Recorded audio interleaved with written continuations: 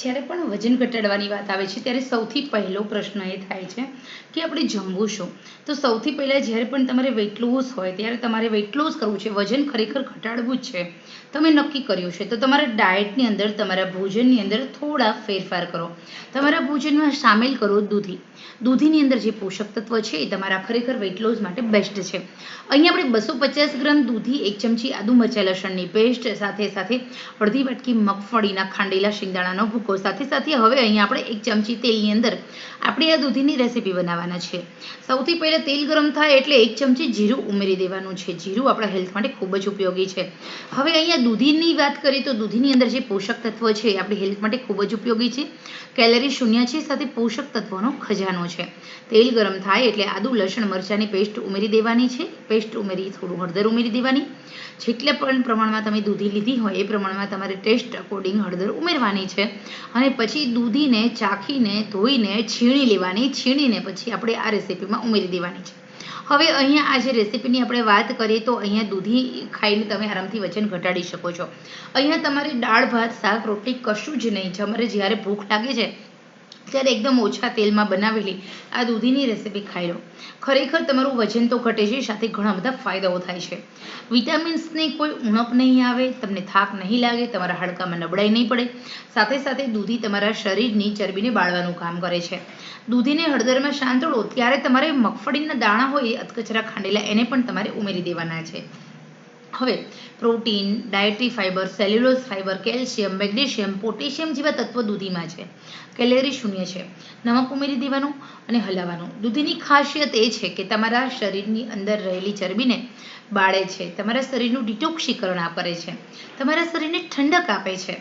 અત્યારે ગરમીમાં જ્યારે પણ તમારે કોઈ ખોરાક એવો ખાવાનો કે જે તમારા પાચન તંત્રને સ્ટ્રોંગ કરે, તમારી જઠરાગ્નિ શાંત કરે, તમારા મેટાબોલિઝમને બૂસ્ટ કરે છે અને પછી તમારું વેઇટ લોસ કરે છે, તો એ છે દૂધી. હવે આપણે અડધો ગ્લાસ પાણી ઉમેરી દેવાનું અને બધા મસાલા પાછળથી કરવાના. પહેલાં આપણે દૂધીને ચડવા દેવાની. અહીંયા આપણે પોષક તત્વો જળવાઈ રહેવા જોઈએ એવી રીતે આપણે આ દૂધીને ચડવા દેવાની છે. તો એના માટે સૌથી પહેલાં આપણે મીડિયમ આંચ રાખવાની અને મીડિયમ આંચે 3 થી 4 મિનિટ સુધી આપણે દૂધીને ચડવા દેવાની. હા, દર 1 મિનિટ થાય એટલે થોડું થોડું હલાવી લેવાનું. 4 થી 5 મિનિટમાં તમારી દૂધી બનીને રેડી થઈ જાય છે.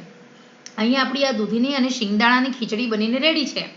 આ ખીચડી તમે ફરાળી પણ બનાવી શકો. તો એમાં આદુ મરચાંની પેસ્ટ ઉમેરવાની, લસણ નહીં ઉમેરવાનું. અને જો તમારે ખાલી વેઇટ લોસ માટે ખાવી હોય આ ફૂડ તો તમે એમાં આદુ લસણ મરચાં ઉમેરી શકો છો. હવે અહીંયા આપણે દૂધી એકદમ સરસ મજાની ચડી જાય એટલે થોડું નમક ઉમેરવાનું. આપણે પહેલાં નમક ઓછું ઉમેર્યું હતું. કશ્મીરી લાલ મરચું, રેશમ પટ્ટો લાલ મરચું ઉમેરી સહી ચમચી હળદર ઉમેરવાની છે. હળદર તો આપણે પહેલાં પણ વઘારમાં ઉમેરી દીધી છે. ધાણા જીરું ઉમેરવાનું છે. સાથે આપણે થોડો ગરમ મસાલો ઉમેરવાનો છે. અને હા, અત્યારે આપણે વેઇટ લોસ માટે આ રેસીપી બનાવીએ છીએ એટલે તમારે એમાં બીજી બધી વસ્તુ નહીં ઉમેરવાની. બાકી તમે ફરાળમાં એડ કરતા હોય તો સહી ચમચી ખાંડ અને લીંબુ એવી રીતે તમે ખટમીઠી આ રેસીપી બનાવી શકો છો. બહુ ટેસ્ટી લાગે છે. અહીંયા આપણે એકદમ ઓછા તેલમાં બનાવી, પરંતુ જો તમારે ડાયટમાં નથી બનાવી પરંતુ તમારે ફરાળના ઉપયોગમાં લેવી છે તો તમે થોડી એમથી તેલનું માત્રા વધારી શકો છો. હવે અહીંયા આપણે તેલ છૂટું ન પડે અને આ બધું જ પાણી બળી ન જાય ત્યાં સુધી મીડિયમ આંચે ચડવા દેવાની. બધા મસાલા કર્યા પછી આપણે આ રેસીપીને થોડી એમથી ચડવા દેવાની છે. તો અહીંયા જે લોકોને ડાયાબિટીસ છે તો એમના ફૂડની અંદર જે રાતના ભોજનની અંદર આ એકલી દૂધીની ખીચડી સામેલ કરશે તો એમના જે લોહીમાં જે શુગર ભળે છે નહીં ભળે, એમનું શુગર કંટ્રોલ રહેશે અને રાત્રે પગ પણ દુખતા નથી.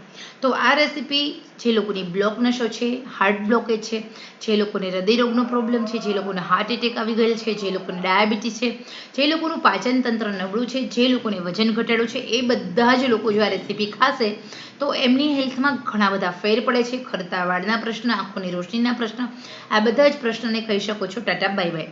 તો આશા રાખું છું કે આ હેલ્ધી રેસીપી છે, ખૂબ જ ઉપયોગી છે. દૂધી ન ખાતા હોય તો તમે દૂધી ખાવાનું સ્ટાર્ટ કરો અને આ રેસીપી શેર કરો.